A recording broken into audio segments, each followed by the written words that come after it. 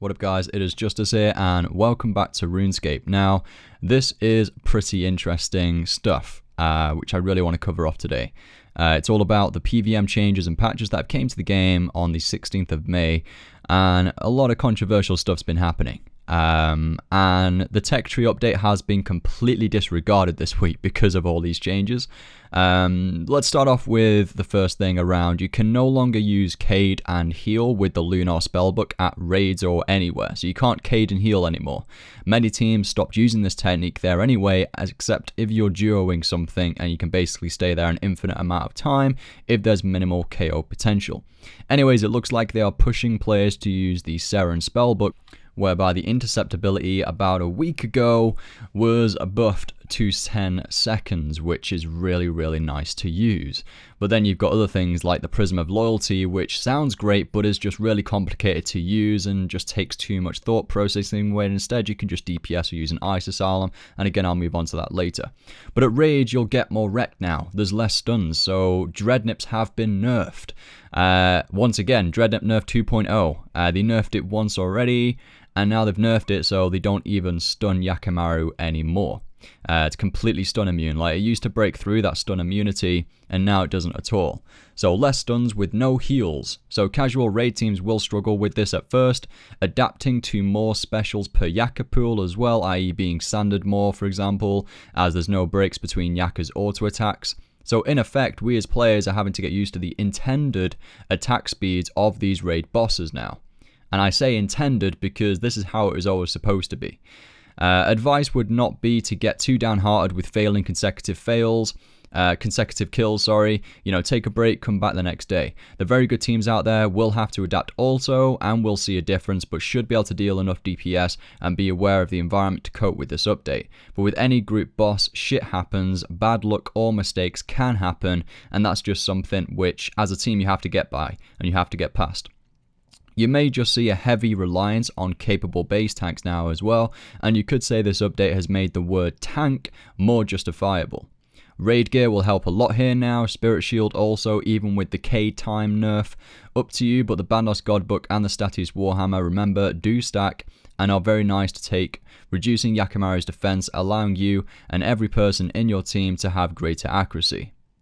If you have a Scythe, DPSers can Quake, that'll reduce Yaka's defense as well. Pulverize also is pretty nice, it reduces Yaka's offensive damage. The largest tip for teams though would be to assign 2 or 3 people per pool to place Ice Asylums down for the team.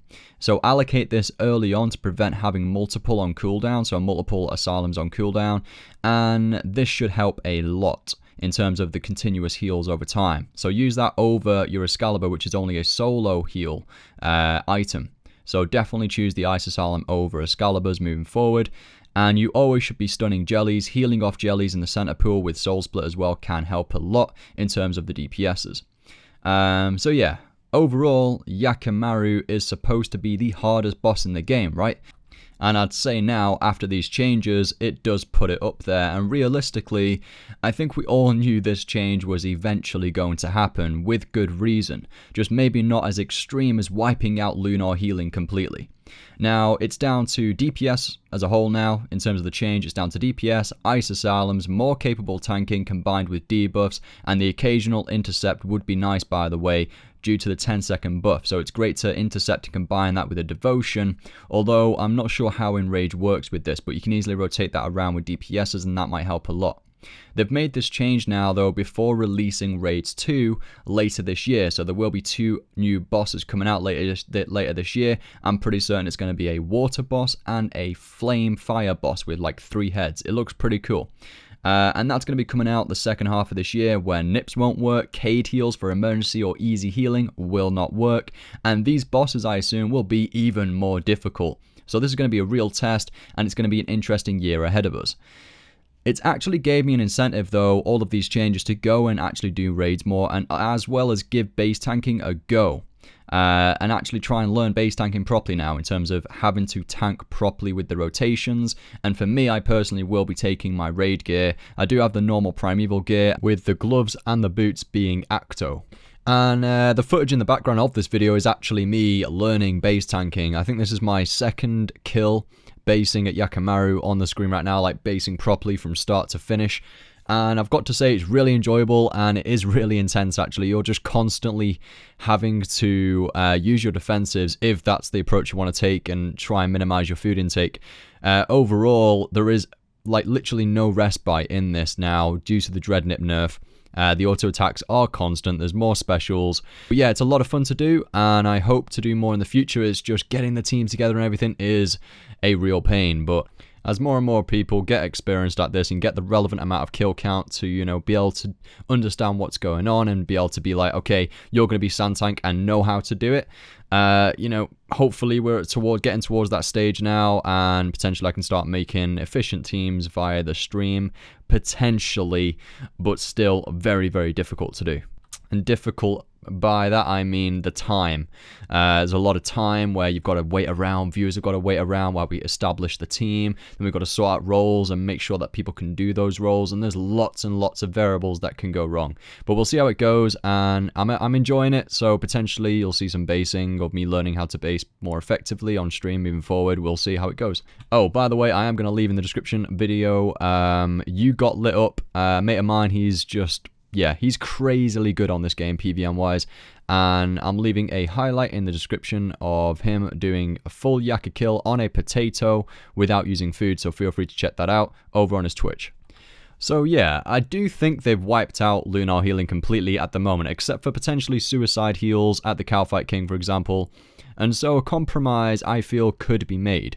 Potentially a greater cooldown on the spell itself, or a cap on the healing. And we have calorie bombs to think about now. When unlocked, this may be an alternative group healing method, but from what I've heard, kinda tedious to make, and despite providing tangible benefits, it may not justify the effort of making them in the first place, as they have a large cooldown before being able to use them again or receive the benefits from them.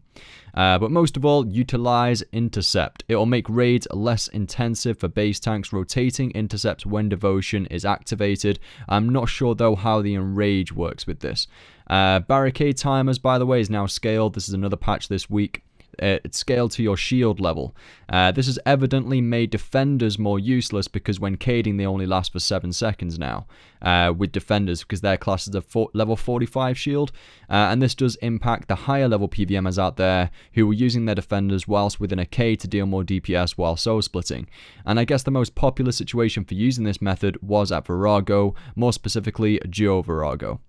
NXT's been fixed, walking has been fixed in NXT, finally! So I'll be using NXT more moving forward whilst at a Raxi. Also, there has been a change later on this week, been patched by JX Raymond and JX Deg, I think it was. They've put their brain power together, and they've managed to fix the issue where mirrorbacks and pulsing spiders, let's say, but most of all mirrorbacks were the most irritating of the two, would spawn directly underneath the Raxi in phase 4 if you were doing speed kills in a duo, or even solos. I think it can happen if you do that method. And it would spawn underneath a Raxi and you won't be able to get to the mirrorback, and instead you'd end up just hitting a Raxi and KOing yourself. After a long time, that has now finally been fixed. It's an awesome moment for the PVM scene when something like that gets fixed. So I will be using NXT more moving forward whilst at a Raxi, but the cost of not always seeing your hit splats on the boss. Quite often, I wouldn't see my abilities hit the boss, yet the life points went down. This is a bug, but I'd rather have this bug and just look at the LP bar and have walking only. The downside to this though, you might miss those beautiful 10k crits showing up on screen, which are always nice to see. This tends to be the case with things, you know, you fix something and then it breaks something else in the code, but it is a worthwhile cost in this situation. I'm also hoping Virago's been fixed too. Let me know in the comment section if this is the case. Although performance as a whole has been improved, I do feel there are still animation delays within certain fights, and I'm pretty certain Durzag in raids isn't right yet. He'll just start punching thin air, confusing you as the base because you're just unsure on his location. This also provokes a greater risk of being trampled on. Confusion when duo basing is even worse, which, by the way, due to the Dreadnip nerf, you may see this method happening more often in teams. And that is all the PVM patches covered off that I'm most interested in for this week. Thank you very much for watching and listening to today's video. If you enjoyed the video, make sure to give it a like. And also, if you're new here, make sure to subscribe.